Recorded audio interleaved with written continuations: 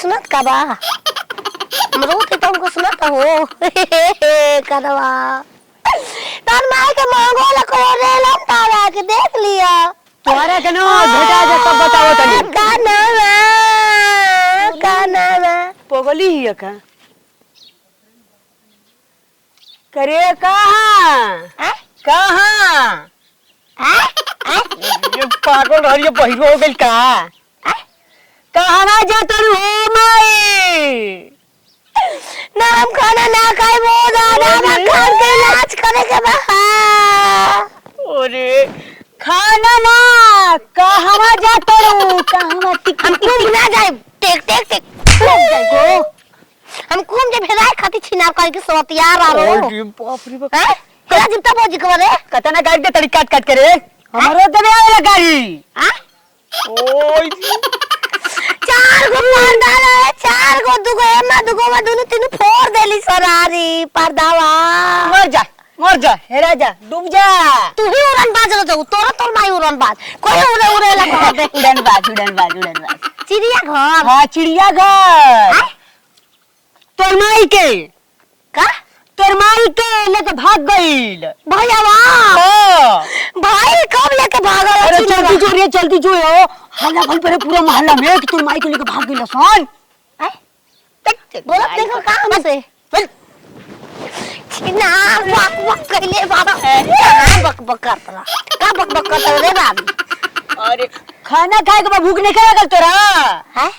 हे एक देख ओथवा धीरे धीरे चलाओ ना अच्छा उठला ली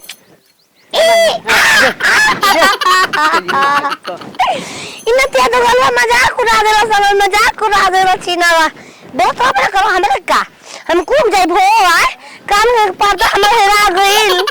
बतावा गांव घर से रोज झगड़ा हो रहन सुन सुन के हम परेशान हो गइल बनिया गांव घर कहता कि सुनबू ना दहेज लेके बियाह के नतिया नाम तो बाटे की दहेज ले बनी ओकर पाप फूटल कौड़ी नहीं के देले चिनरी घर से सबरे से गाय पिया एहू बेरा केहू को रहना नु तो हम तो उठाई के डंडा मारब कपारे फाट जाई छिनरो के ए छिनरो के एकदम हम परेशान हो गइल बनी हसन को पतो जकरा मिल चार को तो पगला ए काना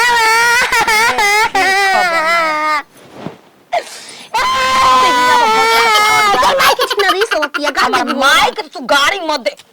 गाड़ी अगर हां माई के तू दे दे हालू जान ली हो का काना रे ए का काना बा ए फिर है काना का भइल कान में पहले में की का बा हैं पहले बार कान में अरे छीने ते ओए बोला लेला तोरी माई के हम ऐसा जगह ताते काट के दिखाए जो ना छोड़ काट लाग के तो मन करता कटवा के कुछ जगह हटाते कटबू तो पहले तो छुईबू ना तो कानावा चिल्लात ले मर बस का कानावा कौन ई बो हीरो भी तेरे सुन ले तो तेरे आ पर्दा हेरा गइल बा के करा घर के पर्दा हेरा गइल बा चार गो कान में पर्दा टंगाए रहे चारों के चारों फाड़ रहे यार सबकर कान के पर्दा एगो त चार कान के पर्दा हेरा बुधिया को आनी में घर के पर्दा को बाने रे कपड़ा तोरे सकना रारी सोतिया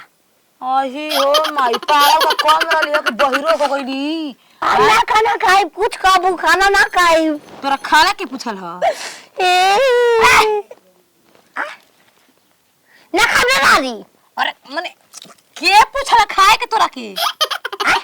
ये भगवान अब तो हम और तू हाय देखा हाय कम हिलावा बोला ढेर कम हाथ से कर और रारी और मोट का छोटका लइका बा का खाए लावा तो हरी माई के पूछो तनी का तो कतलू खाए लबा माने खाना काहे ना खइबी आई ओ बाबू आई ओ नतिया अरे तो गल वाला बियान साइडवा पार गेला जस्ती मुनी के लइका दम दा छिनवा ओकर का कर रही ओकर चढ़ी के कलर खींच देल रहे हम का करब हमारे गांव के चढ़ी के कलर खींचतलू पूछत रही कौन किस कलर के तोहरी छिनर सबकर चढ़ी के कलर खींचत तो भतार के काम पाना का बा तो घरवा में जौन बाटे ना सेनु तो मार लगई कुछ ले पूरा गइल